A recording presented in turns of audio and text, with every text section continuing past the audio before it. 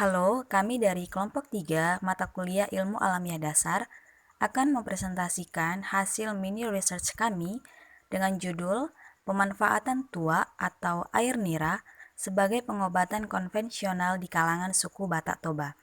Sebelumnya, kami akan memperkenalkan diri kami. Saya sebagai moderator ialah Christine Dasmawati Sitanggang, bersama 3 rekan kami lainnya yaitu Sunarsini Siregar, Desi Kristi Aritonang, dan Rasta Maria Sinaga. Baiklah, kami akan memulai presentasi kami. Adapun yang melatar belakangi kelompok kami melakukan mini research ini ialah dalam kehidupan manusia dewasa ini tidak terlepas dari yang namanya teknologi. Memang pada mulanya antara ilmu alamiah dan teknologi ini tidak selalu mempunyai kaitan. Misalnya, dahulu manusia membuat perahu untuk memenuhi kebutuhannya, belum mengenal teknologi membuat perahu. Tapi dalam zaman modern ini, untuk dapat membuat kapal, orang harus menguasai ilmu murni tentang hukum Archimedes, konstruksi baja, dan sebagainya agar kapal tidak tenggelam dan dapat mengarungi lautan. Teknologi kearifan lokal merupakan penggabungan teknologi dengan kearifan lokal masyarakat setempat. Kearifan lokal adalah pengetahuan yang dikembangkan oleh para leluhur dalam mensiasati lingkungan hidup sekitar mereka, menjadikan pengetahuan itu sebagai bagian dari budaya dan memperkenalkan serta meneruskan itu dari generasi ke generasi.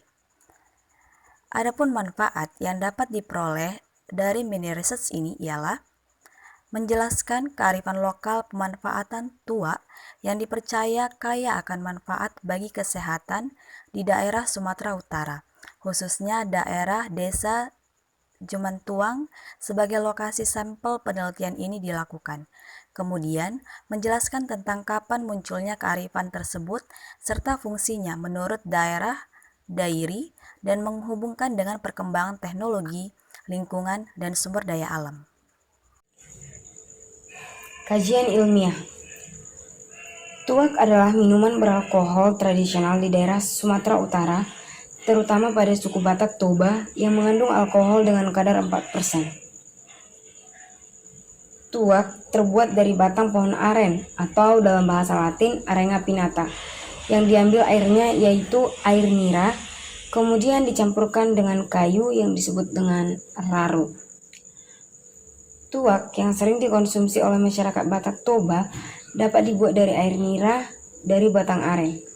Biasanya resep ini akan turun-temurun kepada anak pembuat tuak tersebut. Fermentasi yang terjadi pada nira dibantu oleh adanya bakteri Saccharomyces sp. Nira sangat mudah mengalami fermentasi karena memiliki ragi liar. Terdapat 2 macam rasa minuman tuak dari nira, yaitu tuak manis atau yang tidak mengalami fermentasi, dan tuak pahit yang mengalami fermentasi.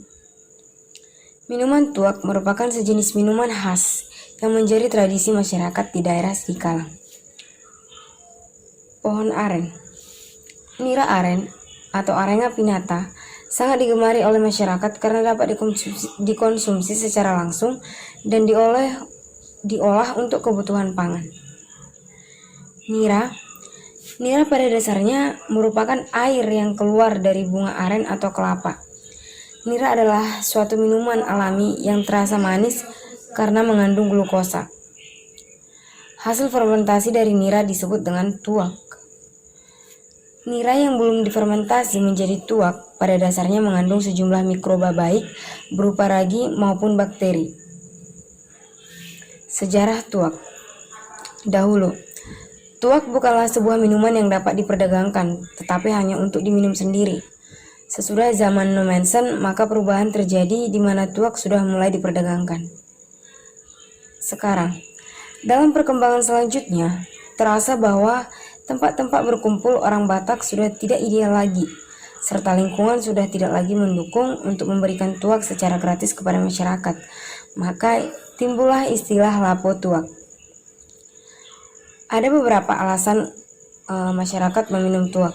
Yang pertama karena dia menyehatkan, yang kedua obat penenang, yang ketiga dia sebagai alat sosialisasi, yang keempat dia sebagai obat stres, Yang kelima, dia sebagai ritus kedewasaan. Dan yang terakhir yaitu tuak membuat menjadi berani.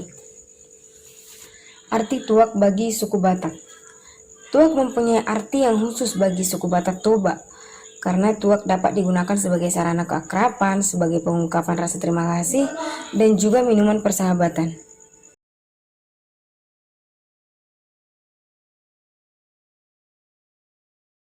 Orang penanam atau peracik tuak dan juga peminum tuak, yaitu Bapak Cahaya Aritonang, yang berdomisili di daerah Dairi. Lokasi penelitian dilakukan di Desa Jumantuang, Kecamatan Syempat Nempu, Kabupaten Dairi.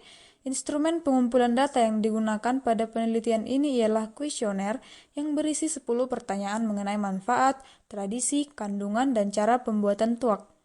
Berikut adalah pertanyaan serta respon narasumber sewaktu wawancara singkat yang dilakukan pada Selasa 8 Desember 2020. Berdasarkan hasil wawancara dengan responden, berikut adalah hasilnya. Yang pertama, apa saja manfaat meminum tuak? Responden menjawab, saat tuaknya sudah pahit atau sudah diracik, tuak bermanfaat untuk menenangkan pikiran dan juga obat stres. Namun saat tuak baru saja diambil dari pohon aren, tuak bermanfaat dalam beberapa hal, contohnya untuk memperlancar pencernaan. Pertanyaan kedua yaitu apakah tuak memiliki manfaat bagi kesehatan? Jelaskan. Responden menjawab yaitu ya, tentu saja. Seperti yang dijelaskan tadi, bermanfaat dalam melancarkan pencernaan. Dan kemarin juga ada yang memanfaatkan tuak sebagai obat diabetes, katanya. Pertanyaan ketiga yaitu apa saja bahan dan alat yang dilakukan dalam pembuatan atau peracikan tuak? Responden menjawab, saat nira atau tuak manis diambil dari pohon aren, maka dicelupkan kulit kayu yang bernama raru. Raru tersebut direndam di dalam nira selama beberapa jam, sehingga tuak siap dijual atau diminum.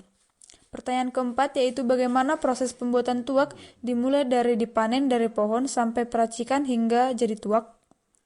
Jawab responden yaitu pertama yaitu proses pengambilan tuak, di mana pohon aren yang memiliki syarat khusus akan dijadikan pohon penghasil tuak. Sumber nira adalah tangkai buah pohon aren tersebut. Lalu bagian tangkai buah dari pohon tersebut diiris-iris setiap pagi dan sorenya agar tidak kering dan terus meneteskan atau menghasilkan air nira. Dan proses kedua yaitu proses peracikan, yaitu dicelupkannya kulit kayu yang bernama raru tadi. Raru tersebut direndam di dalam nira selama beberapa jam sehingga tuak siap dijual atau diminum. Pertanyaan kelima yaitu, biasanya apakah alasan orang meminum tuak? Apakah ada alasan khusus?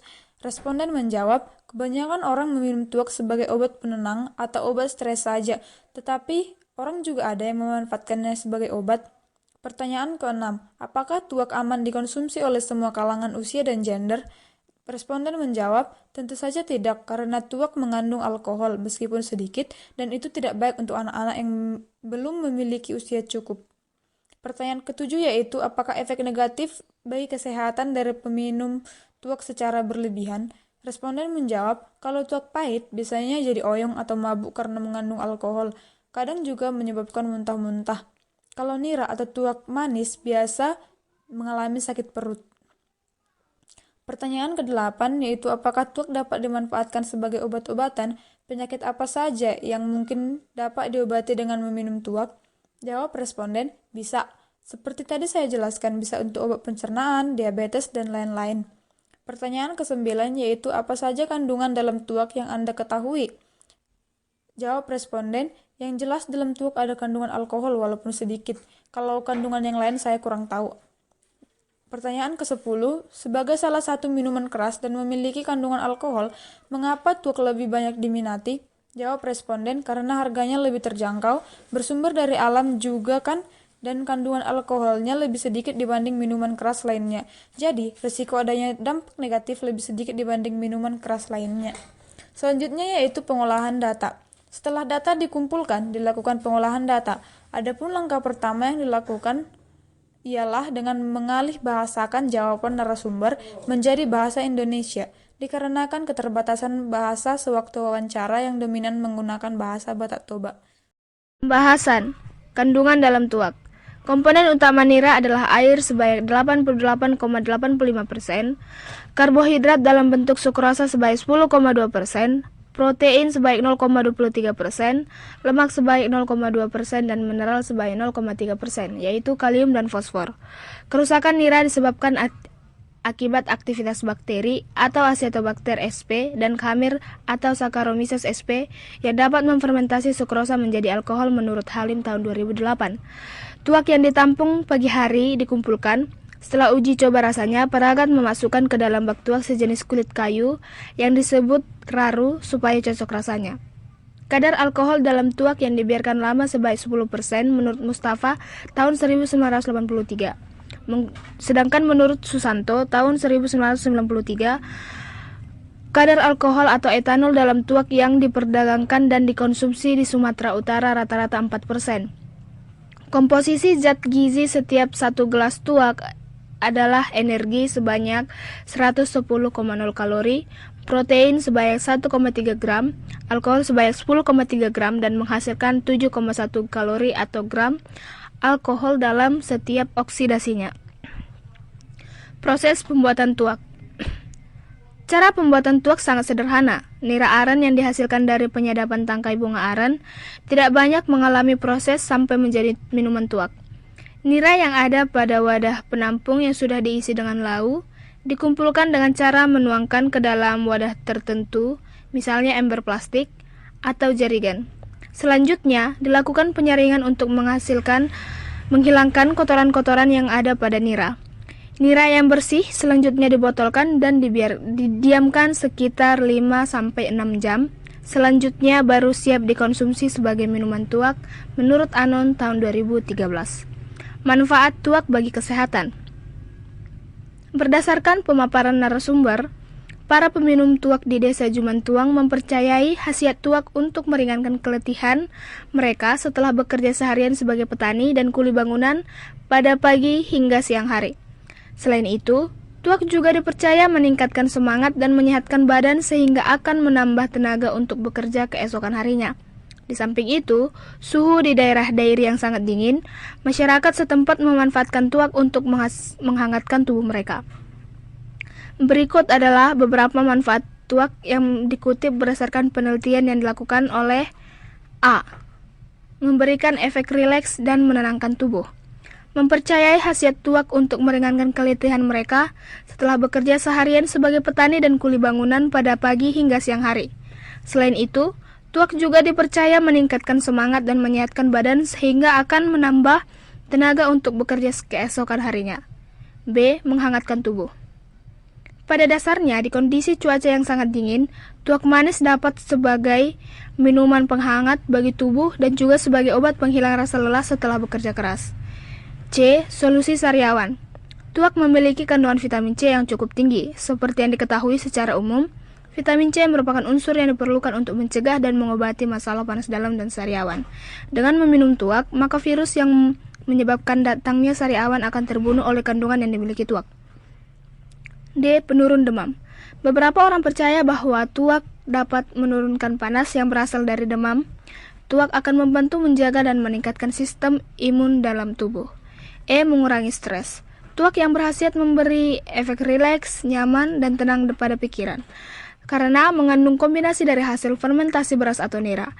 Tetapi jangan meminum tuak terlalu banyak, berlebihan, karena bisa menyebabkan hilang kesadaran dan mabuk. F. Mengatasi sembelit. Kekurangan kandungan serat pada makanan yang dikonsumsi sehari-hari akan memicu terjadinya sembelit. Biasanya sembelit akan segera hilang jika lebih sering mengkonsumsi makanan seperti sayur dan buah. Untuk menghindari kebosanan, minum tuak bisa mengatasi permasalahan pencernaan ini, karena sembelit bisa teratasi dengan cepat jika mengkonsumsi tuak secara rutin. Dampak meminum tuak. Berdasarkan kisaran waktu atau periode, pengaruh penggunaan alkohol dibedakan menjadi dua kategori. Yang pertama, jangka pendek. Dampak yang dirasakan jika mengkonsumsi minuman keras dalam jangka waktu pendek antara lain, mulut akan terasa kering, pupil mata membesar, detak jantung lebih kencang, rasa mual dan kesulitan bernafas. Dampak psikis yang terjadi adalah perasaan merasa hebat, tidak ada rasa malu, dan merasa santai atau rileks. Walaupun pengaruhnya terhadap individu berbeda-beda, namun terdapat hubungan antara konsentrasi alkohol di dalam darah blood alcohol concentration atau BAC, dan efeknya.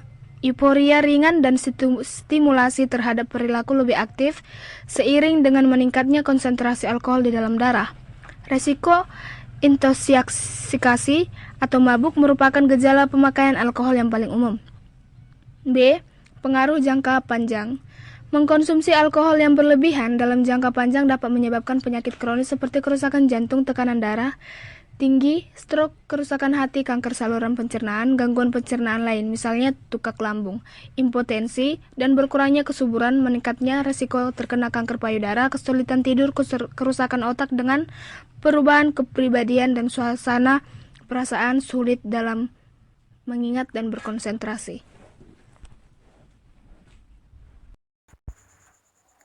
Nah, baiklah teman-teman, berdasarkan pemaparan kelompok kami menarik sebuah kesimpulan, yaitu suku Batak sebagai suku utama provinsi di Sumatera Utara menjadikan tuak sebagai tradisi yang sulit untuk dilepaskan.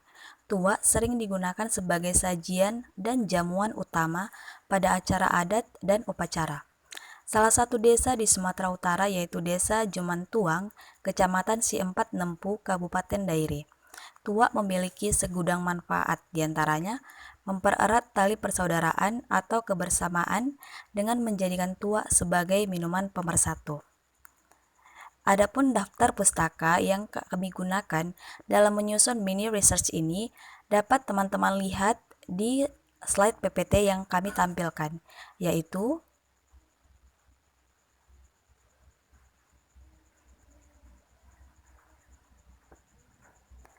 baiklah teman-teman, demikianlah hasil presentasi dan penjelasan dari kelompok kami mengenai kearifan lokal di daerah Jumantuang.